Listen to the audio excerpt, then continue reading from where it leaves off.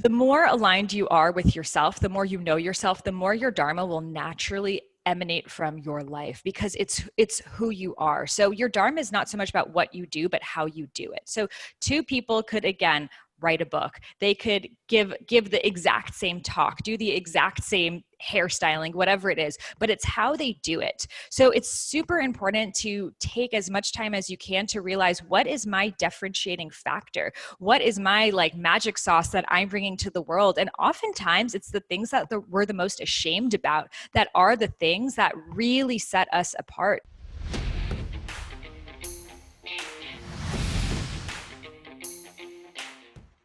Welcome to the Mind Valley Podcast. With me today is Sahara Rose, and what you're about to experience is a truly remarkable mind. Deepak Chopra said this about Sahara. He said she is a leading voice for the millennial generation into a new paradigm shift.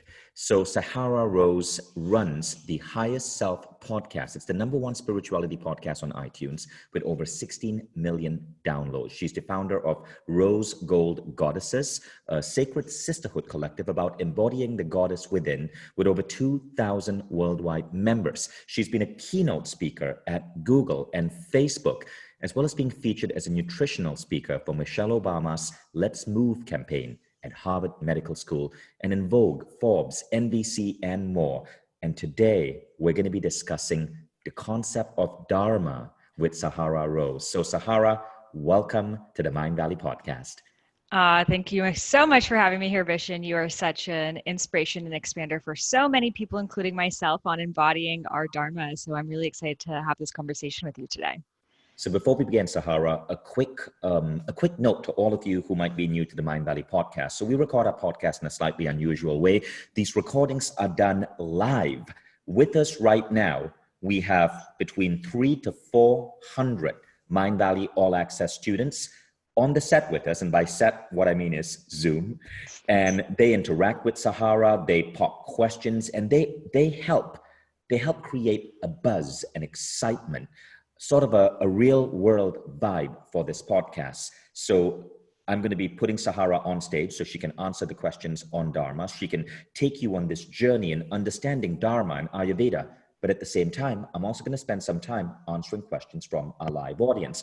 And often this is where some of the most meaningful questions come from. So stay tuned. And if you ever want to attend our podcast live, consider becoming a Mind Valley All Access member, which means that everything Mind Valley is unlocked for you, including the Mind Valley app and our new digital campus, Connections by Mind Valley. You get invited to live talks, such as this conversation with Sahara, and you completely transform your life. I believe Mind Valley All Access is the single most valuable product you can invest your money on planet Earth today. And people who take part in this understand why, because of the radical transformation that it creates. Now, you can learn more by going to mindvalley.com/now, N-O-W, mindvalley.com/now. And now let's get started with Sahara Rose. Sahara, welcome. So, first tell us a little bit about yourself. How did you get started down this path?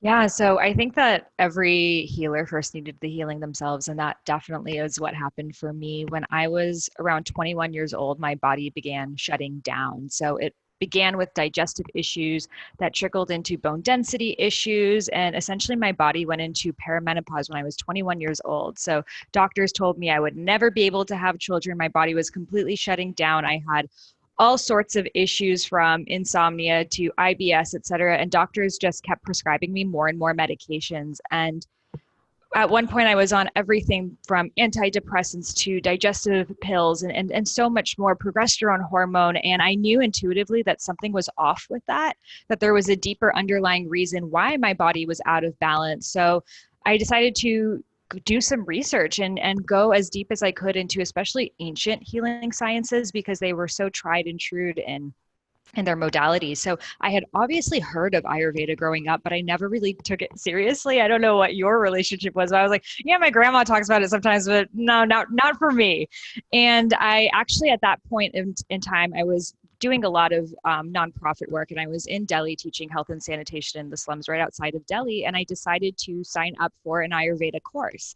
And from going back and learning about one of these archetypes, they break down your health into these three main archetypes. And reading about this one, which is the air energy, it had all of my symptoms, but also aspects of my personality: creative, idealistic, think outside the box, visionary, loves to travel, and all of the physical health symptoms that I had. So I found it very unusual because for the first time, I found something that described the whole me. So I became fascinated with Ayurveda. I spent the next 2 years in India studying Ayurveda and went on to write several Ayurveda books: Idiot's Guide to Ayurveda, Eat, Feel Fresh, my Yogic Path deck, and just learning everything I could with Ayurveda and bringing it into this modern world that we live in, that we don't have time to, for example, do all of the self-care practices and cook all of our foods from scratch and do all of these, really beautiful practices. And also, how can they be hand in hand with today's lifestyle? So that journey brought me very, very deep into physical health. But as we know, when you take care of one aspect of your body, it trickles into everything else.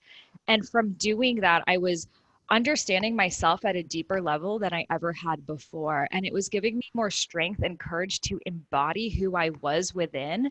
So suddenly my interests begin to further and further shift into knowing my truth, knowing who I was, and all of the gifts of that archetype, that vata, the air energy, which we'll chat about more, began to show up for me in a bigger way that I wanted to expand that out to the world. So whether someone starts with drinking green juice or exercising, it kind of all takes us back to the same place, which is understanding the truth of who we are. And that brought me really to the concept of Dharma. And what I found is that we could use these Ayurvedic archetypes to help us not only get in balance with our nutrition, exercise, self-care, meditation, but also to understand our purposes here on the planet. So since then, I have been teaching about it. I have my book, Discover Your Dharma, also with foreword by Deepak Chopra.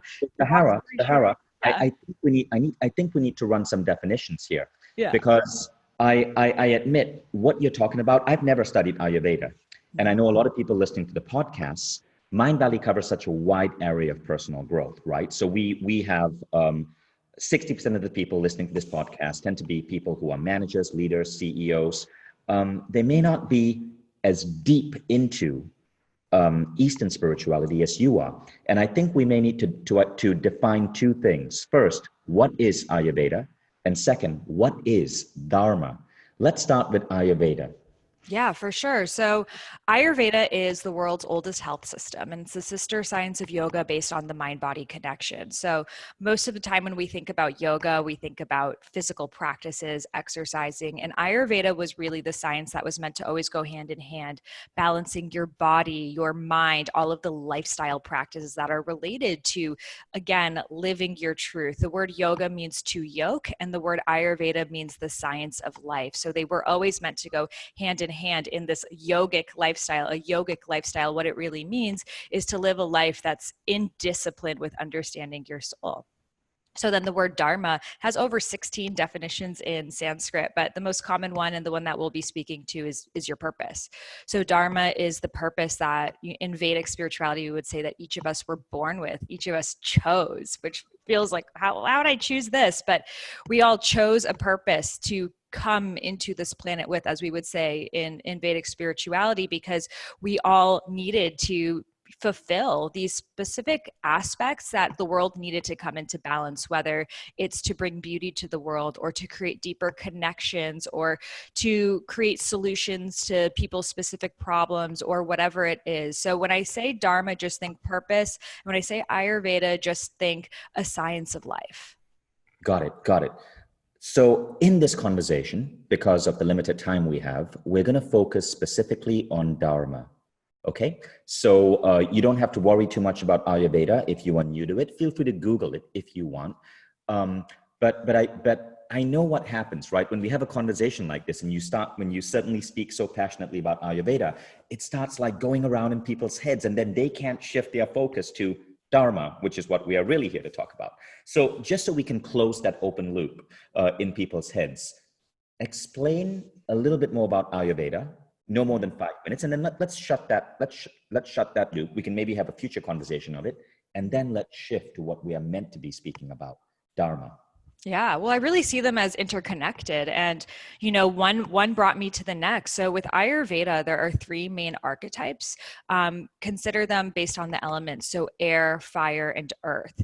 So someone that has an air archetype, just like we would say, oh, that person is super airy. We could have an idea, maybe they are coming up with a lot of ideas. They're creative. They're maybe bouncing off between a lot of different things. We could also say they're spacey, right? So we have these ideas of what an airy person is like. So what that would be physically is symptoms of air, but what that would be like in relation to your purpose is you're someone who's constantly, in a way, channeling new ideas, coming up with new ideas. You're that ideas person. So I see. So someone who's Ayurveda classifies souls within certain patterns, right? yes, And then exactly. each of these patterns have a particular dharma, which is a purpose, which is the act of living your life in alignment with your spiritual purpose. Would that be correct?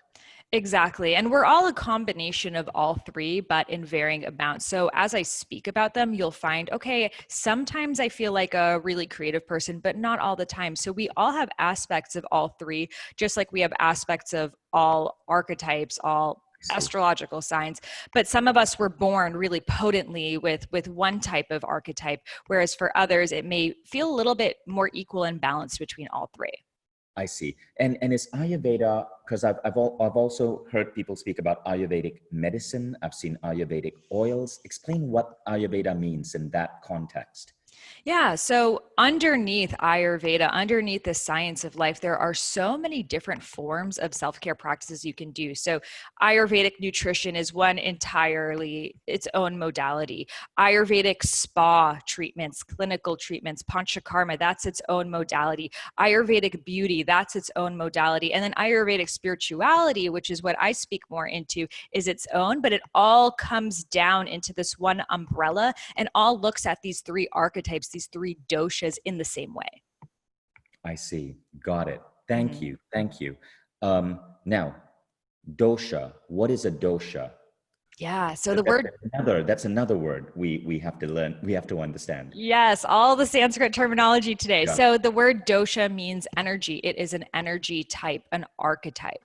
So Okay. it's, again, they're based off of the natural elements, but when you hear dosha, archetype, think of them as the same. Got it. Dosha and archetype. So a dosha is so when we speak about someone's dosha, we're talking about their archetype.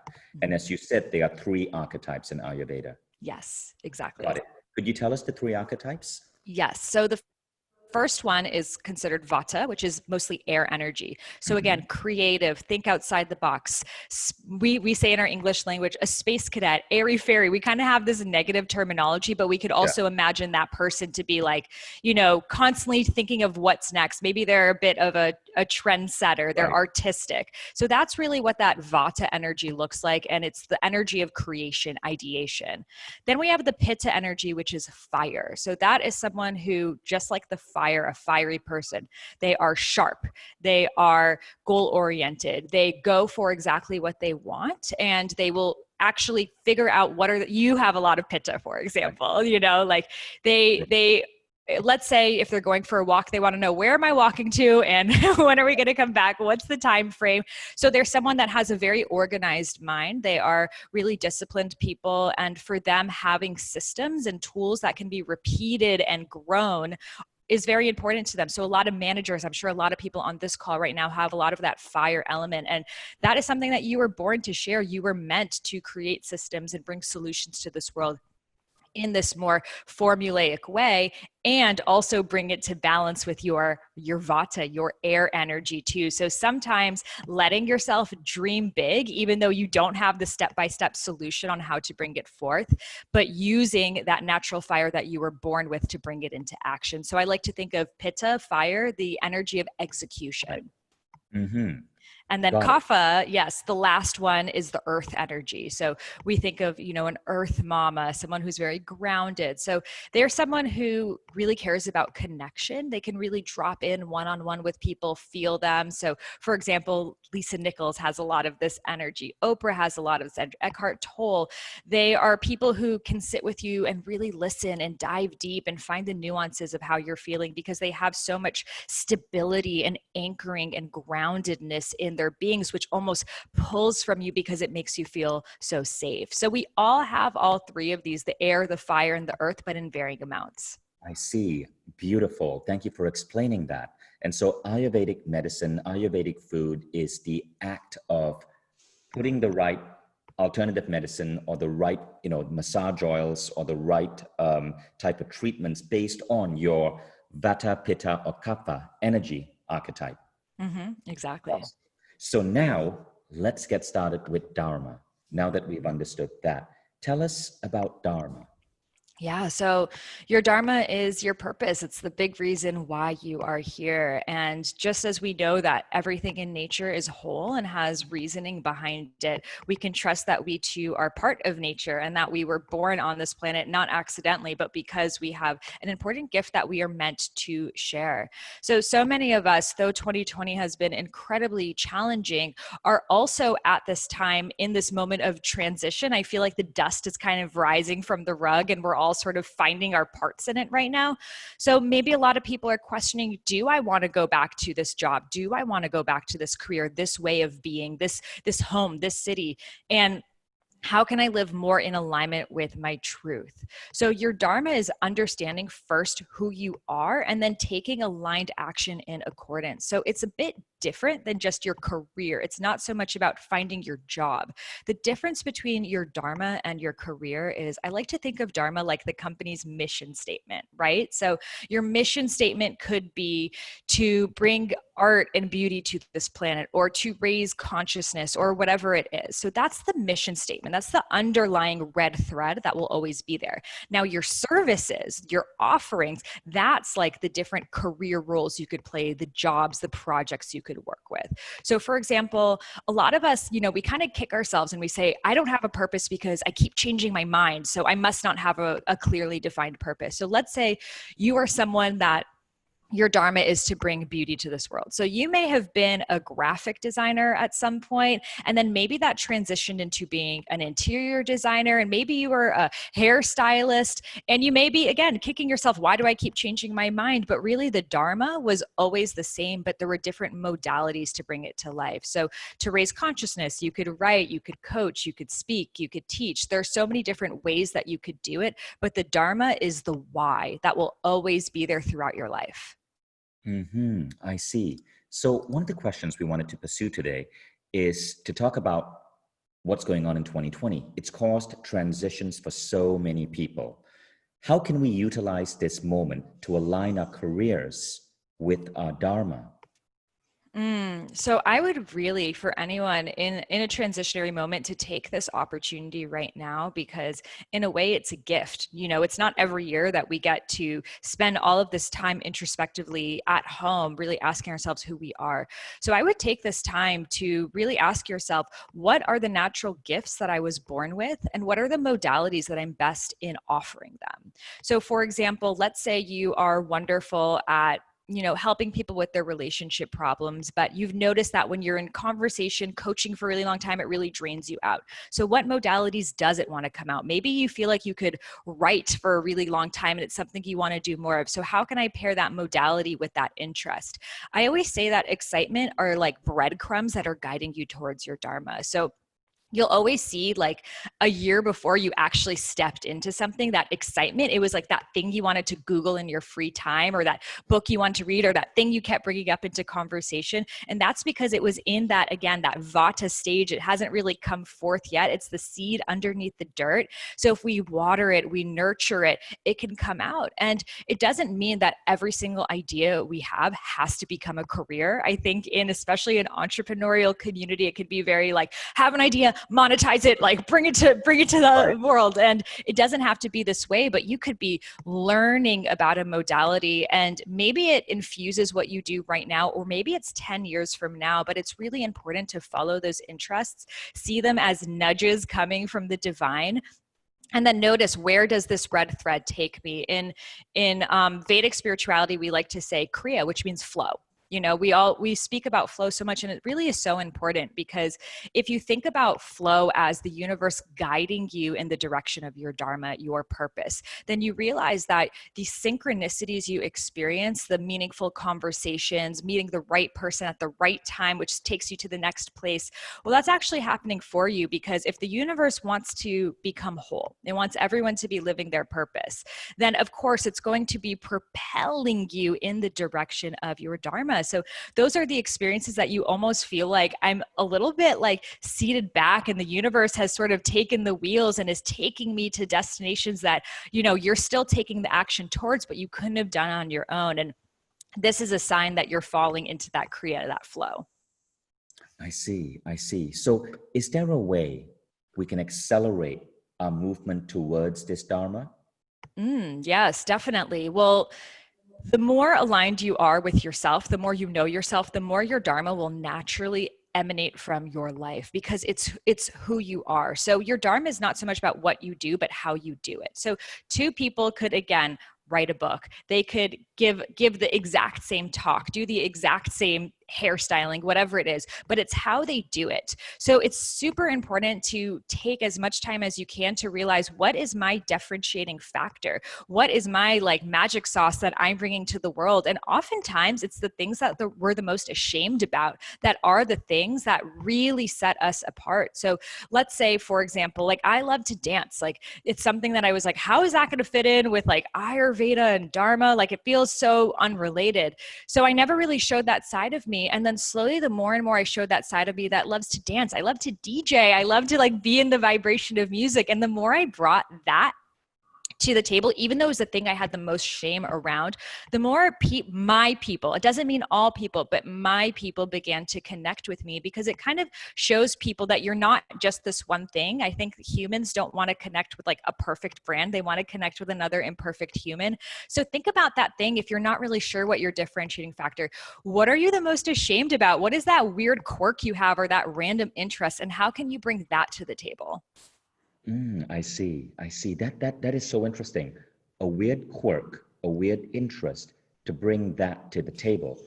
And I'd love to hear your story around this. And for those of you who are watching, I'd love for you to identify if you have a story. When I joined the University of Michigan, I signed up for an undergraduate degree in electrical engineering and computer science. But I found I was never really into computers. What I was really into was photography.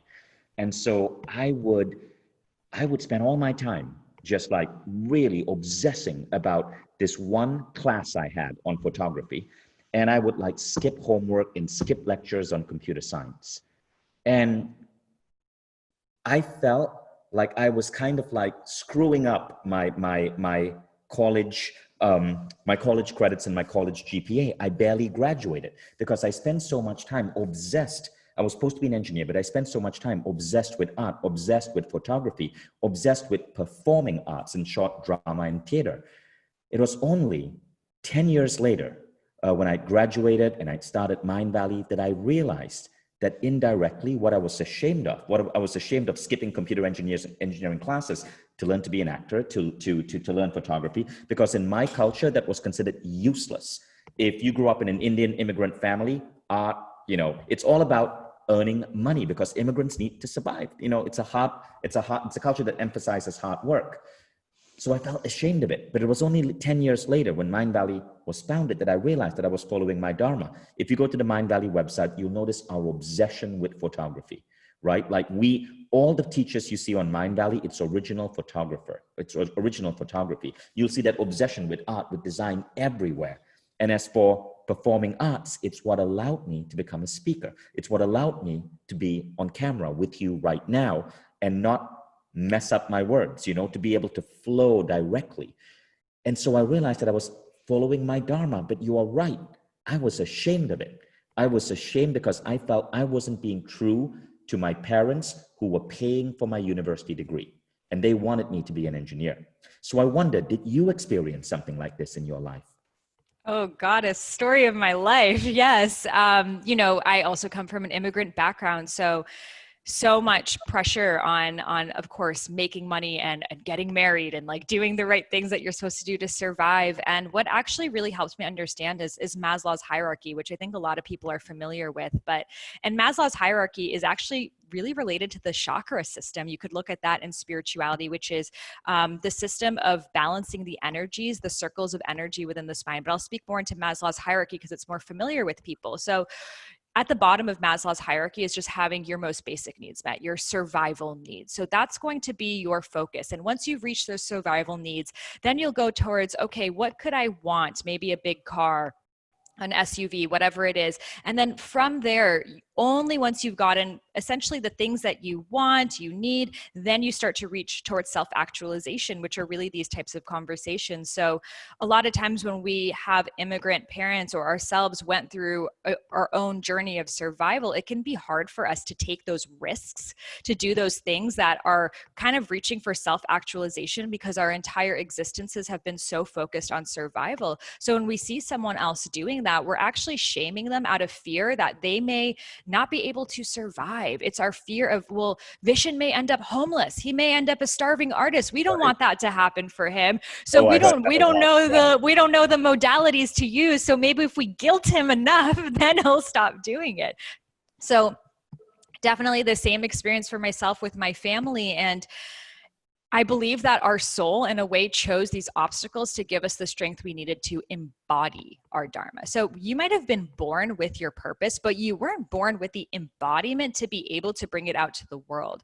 So you needed those obstacles. You needed to be so certain of yourself that even when your own parents were questioning you, maybe even wanting to disown you, which is what happened for me, at that moment, can you still love yourself and honor yourself enough to continue with your Dharma? And if you're able to cultivate that strength in like the own grounds of your own home and family, the very people you were conditioned to impress, then if a hater says something to you online or someone writes a bad review, it doesn't matter because you're like, yo, I dealt with my own family not wanting me to do this and I was able to overcome. So we needed those obstacles to cultivate that strength to be able to embody it further. That's beautiful. That's beautiful. So a key lesson over here, guys, is that sometimes what you are, something that you truly love, but you feel guilty for being obsessed about it, that might be a sign that that could be part of your Dharma. Would you say, Sahara? Absolutely. I would say that that is an instrumental part of it. And finding how to bring that into your Dharma is going to be the factor that, you know, a lot of times we're struggling. I've been coaching for a long time. It's not picking up. I've been putting things on social media. I don't know why it's not picking up. Have you brought in that it factor, that thing that maybe you love anime, maybe you love to do, you know, like craft on the weekends and you're like, people won't take me seriously. So how do we use Ayurveda to discover our Dharma? Yeah. So looking at those archetypes. So we spoke about those archetypes of what they mean as a person, the creative, the executionary person, the more one-on-one, but we could also look at it as a compass, a guide of our energy that's always moving towards our Dharma. So I like to think of our energy like a channel, right? We're taking ideas from the cosmos. By the way, in Vedic spirituality, we would say that you don't come up with the idea chooses you. So you're opening yourself up to receive the idea through the Vata. Now, from that receiving the idea, you're thinking about it. Should I act on this? Should I not? Then finally, you're getting excited enough about it that you take the action. Now, from that Vata, the air energy, we've moved into the fire. Now, this is the ass to the grass, take action, get shit done. Like, I think a lot of spiritual people, and I can speak in the spiritual community, feel resistant to this thing. You know, you want it to flow and be super easy, but it's taking that idea and like bringing it to form, because we do live on a physical planet. So we need to take grounded action on this plane to make things happen. So it's, how do I create a business plan around it? How do I cultivate a team or a community, sign up for the right courses, actually invest in myself to make this happen? So that's all through that energy of the pitta, the fire, and you're actually feeling really charged up during this. And then from that state, a lot of us remain there for too long. So a lot of people who are like hardcore entrepreneurs in the managerial fields can really remain in the pitta. And what happens with the fire is it burns out. That's when you just get exhausted. You feel like a hamster going through wheels again and again, and you're not able to see clearly. You're coming up with the same exact solutions, but you're needing to see things from a broader perspective. So most people would say, well, then I need to come up with more ideas. I need to move back into the vata stage. And that's not actually how we go. We go down further into the kapha, into the earth. And that's the rest. That's the reevaluation. That's the grounding. And we can observe that oftentimes we have our best ideas when we are taking a walk, or we're in the shower, we're doing the dishes, or we're doing something unrelated, because we finally gave ourselves a chance to not be actively dictating what our minds are processing and allow ourselves to be open to receive what was waiting for us to come through. So from that pitta, that executionary stage, move into the kapha, the rest, the nurture, which can be really challenging for a lot of people. Go to nature, take a walk, unplug. I know you guys have so many incredible conferences and experiences for people to do that. And then naturally, without even trying, the vata happens, the idea happens, and you enter the cycle again. So it's not so much about, oh, I just want to come up with a business and it's done. Even within a business, you're going to go through this process. Through everything, life is moving through this process. The seasons are moving through this process. So I like to think of it like a compass. What stage am I on? Am I in the idea stage, the execution stage? Maybe you've even been resting for too long. And how can I move into that next dosha? Oh, beautiful. I love how you explained it. And I love how you explained it in a way where you need each of these three doshas. That's what they're called, right? Doshas. Yes. Do me a favor. How do I define dosha? If somebody asks me what that means, what's the standard definition for it? Energy. A dosha is an energy. And then the dharma is like your life purpose, or what you're here to do, what you're meant to do. Exactly. Yes. Okay. That's so intriguing. And I know a lot of that comes from Indian culture. I am Indian by ethnicity. I'm like 100% Indian. And I guess one of the things that happens is sometimes we overlook our own culture.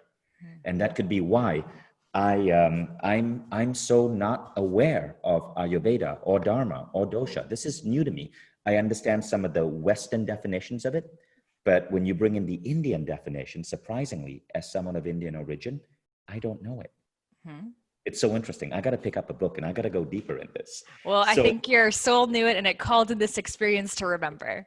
So I want to ask you a question. So this question is from one of the attendees. She asked that we do not share her name. So we want to respect her anonymity. And this is what she said. She said, "Dear Sahara and Vision, I'm in my 40s and I still don't know what my life's purpose is. I would appreciate any advice to help me find my path." Yeah, beautifully said. So I would write on a piece of paper, what are all of the interests that you have, even if they feel random, unrelated, etc. So for example, a lot of women particularly feel, I must not have a dharma because I've only had kids, as if kids is not literally raising the next generation of humans on this planet. So a lot of people do even find their dharma in motherhood in itself. So include that on the list. Write down all of your interests, and then write down maybe different jobs you've had, roles you've played, etc. And see if you can kind of link any together. Maybe that role that you played in human resources, that was related to your interest in human connection. Okay, how can I cultivate more of that? Okay, I can see here, I was a counselor, I was this, I was that. So we can see all of these different, maybe random jobs were all tied together with that same interest and are all under also that same dosha, that earth element, the kapha element. So I would just have it all out on a piece of paper and then just notice the red threads. And if you still feel like I'm really confused on this, I would go to meditation. And in your meditation and just a state of stillness, just let yourself answer this question. I am here to... And just keep repeating that. I'm here to, and see what shows up. Maybe at the beginning, I'm here to live, but then what's under that? I'm here to create. I'm here to just let your mind just keep answering that question from a state of openness. And I promise if you keep doing that for about 21 days, you'll find a lot of answers. Wow. So that's a beautiful technique. And I know our community loves it when you give them a tool or a technique. Let's go a little bit deeper. How would we run this technique? Do we do it when we are meditating? Do we do it with a journal? So there are even more questions that you can ask yourself. I could write them down for you. They're in my book, and you could even email them to everyone, the full process and the instructions. But essentially, you'll come to a space of meditation, breathing, whatever meditative practices you like to do. And from this space of openness, just bring this, I'm here to. And another sentence you could add on is, I love to, I'm called to, I yearn to. And if just whatever's coming to mind with these completions, you'll be surprised, because oftentimes we really like to dictate with our egoic mind of like, well, this is what makes money, this is what makes sense, so you should be doing this thing. But meditation really gives us a beautiful time to be in a more centered place where the egoic mind is less active. And underneath that, I love to care, I love to come up with ideas, whatever that is, keep following that. I love to come up with ideas because, and keep letting yourself answer the questions. Amazing. And you mentioned these are in your book. Now, I know you have 4 books out, right? Yep. So Yes. I just want to give you the names of Sahara's books for those of you who want to check it out. There's Discover Your Dharma. There's a yogic path reflective journal. There's Ayurveda, and there's Eat, Feel, Fresh. So which book would we find this one in? This would be in Discover Your Dharma.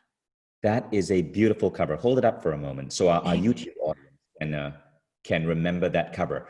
I love that cover. That's beautiful. And it's a forward by Deepak Chopra. That's incredible. That says a lot about you. So you can discover that in Sahara's book, Discover Your Dharma. It's available on Amazon, and it says it's out in 2021. Is it out already, or do we have to wait a year? Yeah, so it's going to be out in about 2.5 months. So it's available on pre-order, and when you pre-order it, I send you meditations and all sorts of things, workshops, Amazing. Experiences, 10-day audio course. So in the 10-day audio course, I actually guide you step by step through a process to discover your Dharma. Amazing. And what is the website where people can pre-order the book and get your meditations? Yeah, it's just on my own website on IamSaharaRose.com. You'll find it right there. Amazing. IamSaharaRose.com. So audience, make a note of that. IamSaharaRose.com. Go check it out. And if you want to, and that meditation, that series of questions you mentioned, is that one of the meditations that is available? Yes, I have a meditation. I have a 10-day audio course on how to discover your Dharma, where every single day I give you prompts. And then I also have a series of meditations written in the book.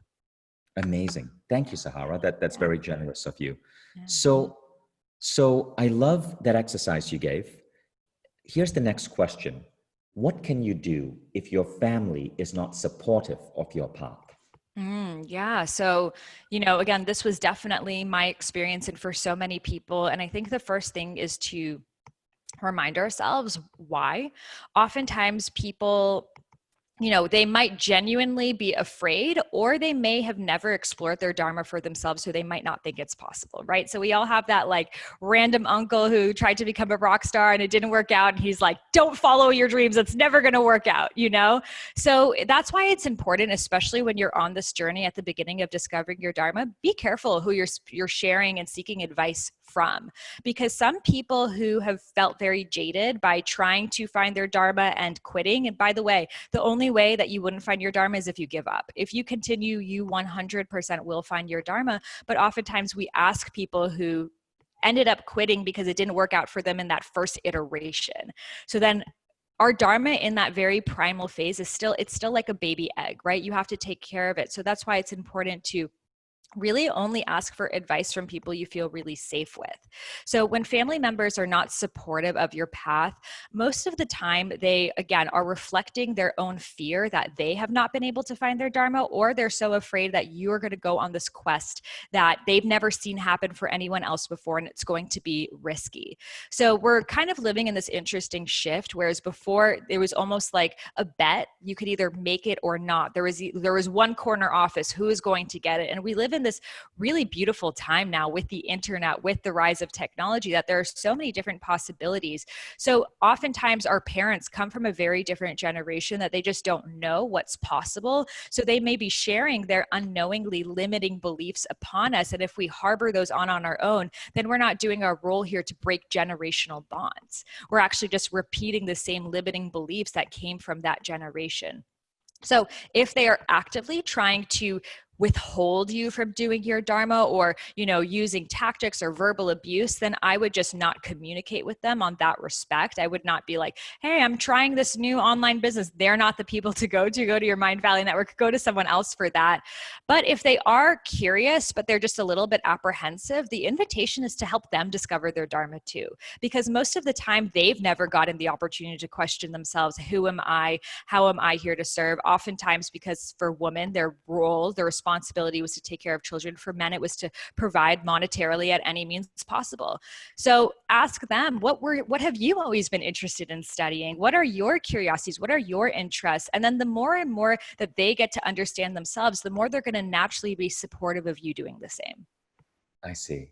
Now, Romy asked this question. Romy is one of the, right now we have 451 people live with us. Romy said, isn't our Dharma destined for us? Yeah, so it's interesting because there's a balance of destiny and free will. So it's not that you were born with this dharma, no matter what you do, you're going to get there. That's not the case at all. You were born with a unique vibration, vibration energy that you carry out into the world. However, life has a series of obstacles that you get to overcome. And if you overcome them, you gain the tools, the strength to embody the dharma. But if you choose to steer away from them, you choose to ignore them, or you choose to see it as how most of the world does, life's tough, get a helmet, just live with it, well, then you're never going to be able to cultivate that strength to embody your dharma. So yes, it's inside of you, but it's not inevitable that you will actually follow the actionable steps and the guidance that you are receiving, but oftentimes can be difficult. I think what confuses people is, in spirituality, we always hear, follow the path of least resistance. And sometimes in living your dharma, it might feel like the thing you're the most resistant to at this moment.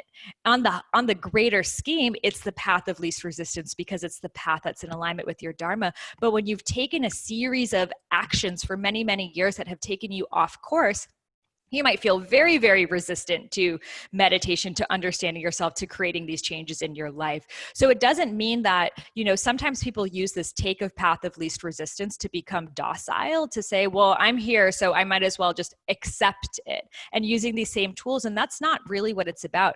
I like to think of it as you're on a beach, you're on the sand, and your dharma is in the free open waters, right? So you're going to have to get through the waves. And sometimes you're going to have to dodge under them. Sometimes they might bring you completely back to the beach and you're starting at ground one again. I know that happened with you, and you go through the waves, and each time you go through them, you become more skillful. You learn how to maneuver through them, and then they're less scary. And then you're out there in these open waters, and then it becomes so easy for you to go back to the beach and help other people find their way through. So I believe that underneath it all of our dharmas is here to help other people find their dharmas too. And just by embodying that, you also show people that it's possible.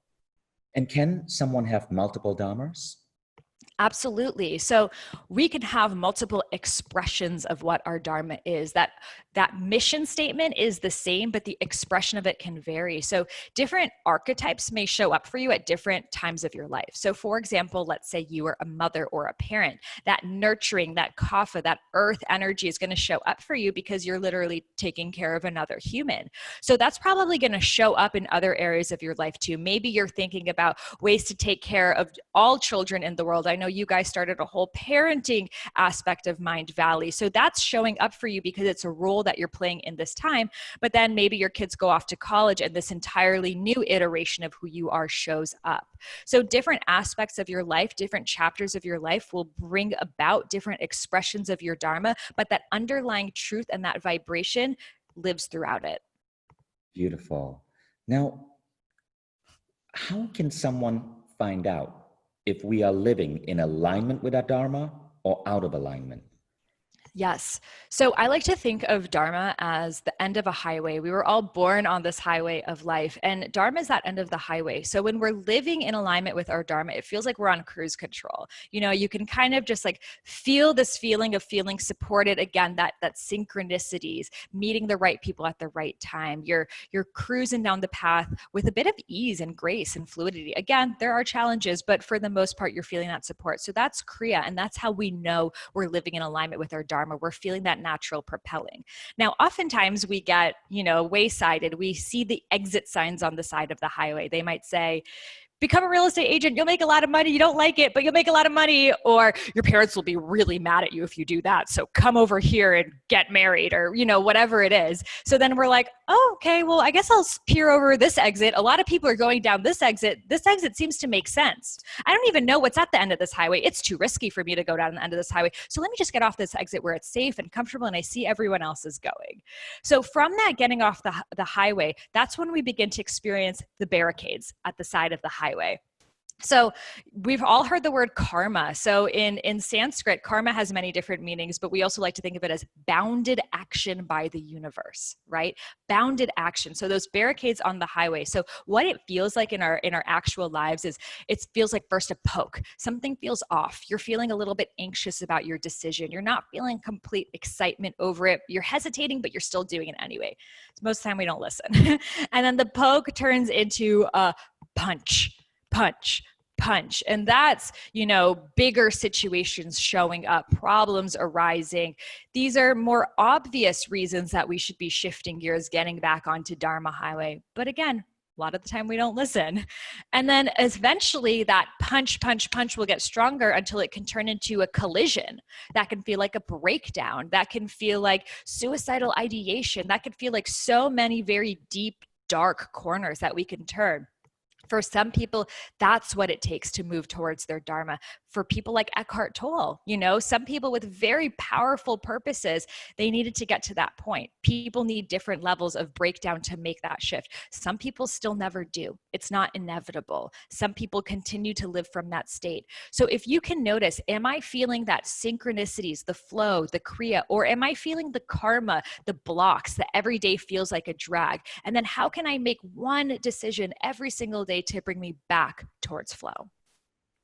Beautiful. I love that. How can I make one decision every day to bring me back towards flow? Now, we've spoken a lot about Dharma in terms of occupation or career or creating, but I wonder, can Dharma be related to our health? Like, could health issues that we are going through be part of Dharma? Absolutely. They may have been the obstacles that you needed to experience to be able to share them. So for myself, of undergoing those health issues brought me to the journey of Ayurveda, brought me to Dharma and all of these tools that I'm today teaching. Had I not done that, I don't know where I would be today. So oftentimes our health, our physical bodies are actually giving us the exact symptoms of what is out of balance in our greater life. So this could take us into a very deep Ayurveda conversation, which is really what this science is all about. But for a quick tip of little symptoms you could look out for and how it's related to your Dharma, if you're feeling really scattered, really kind of confused, really, I don't know what to do, I don't know what path, your mind feels like it's racing all the time, like you just got too many tabs open, that's a sign that air, that vata energy is out of balance. So bring it into the pitta, bring it into the action. If you're feeling really overheated, heartburn, rashes, just a bit of agitation, like things are just kind of pissing you off, that's a sign you have too much fire, too much pitta. So bring it into the kapha, the earth.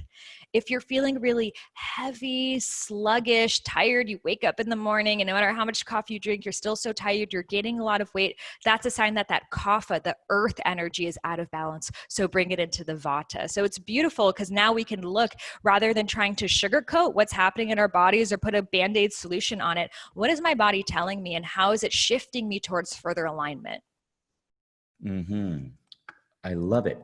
Now, is there a way, I'm curious about this, and the reason I asked is because recently I was speaking to a healer, and the healer was pointing out that a health ailment I had came from past lives. Right? And I'm curious to know, what are your thoughts on this? Can past lives influence our health in this life? Is that true? Does Ayurveda or Dharma philosophy speak about that? Yeah. So again, this could turn into a very deep conversation. So in Vedic spirituality, they do believe in past lives. You don't have to believe in past lives to benefit from Ayurvedic wisdom. So I'll just share if you are someone who's interested in this. So in the Vedas, they would say that your soul went through many, many lifetimes, and each lifetime gave you different lessons that your soul needed to experience to further develop on its path. So let's say in a lifetime you were a wounded soldier, right? Maybe you were like stabbed in the stomach, or something very gruesome happened. So in that next lifetime, or one of the lifetimes preceding that, you may feel like, I don't know what it is, but like I just feel this real deep wound, this aching wound in my stomach. I've had it my whole life, but I don't know what it could be. You know, this is something that could be related to your past life. Or a fear. A lot of times our paranoias can be related to deaths in a previous lifetime. So many people are afraid of the ocean. Perhaps they drowned. Perhaps you're afraid of heights. There was some falling that happened. So the awareness of it is actually the only healing that we need towards it, because it shows us that this did not happen in this lifetime. There's nothing for me to be afraid of. This is just some far elusive memory that I may have, and to know that in this lifetime I am safe. I see. But is there a practice to heal ourselves of anything we're experiencing now by healing whatever energy is coming from that past life? Yeah, so I like to do cord cutting meditation. So we are attached to all of our lifetimes, all of our connections, even everyone we communicate with on the internet through cords. So I like to, let's say you're seating for meditation, you're about to do something, to literally just imagine you have these scissors in your hands that are just cutting yourself from any energetic cord that still may be connecting you, even doing it on your body. And this is actually really good for breakups as well, because you might be still very connected to that person physically, and you might even feel like something energetically within me when I'm cutting this area, I'm feeling it. So practicing a cord cutting meditation, even just repeating out loud, my energy is sovereign.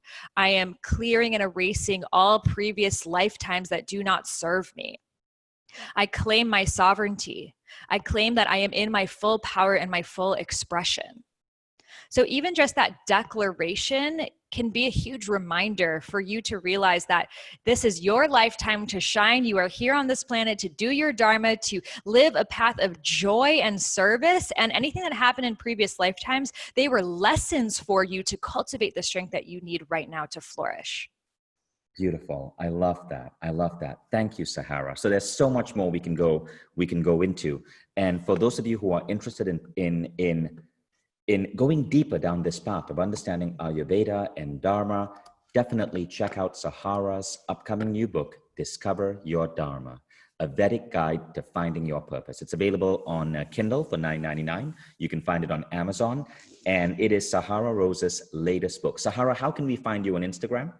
Yeah, so I'd love to connect with you. Please DM me, share with me any insights. I'm loving seeing your chats and all of the inspiration that's coming through. So my Instagram is at I am Sahara Rose. My dosha quiz is also on my website. I have a Dharma archetype quiz that's coming up to find your unique Dharma archetype. So all of that is on my website, iamsahararose.com.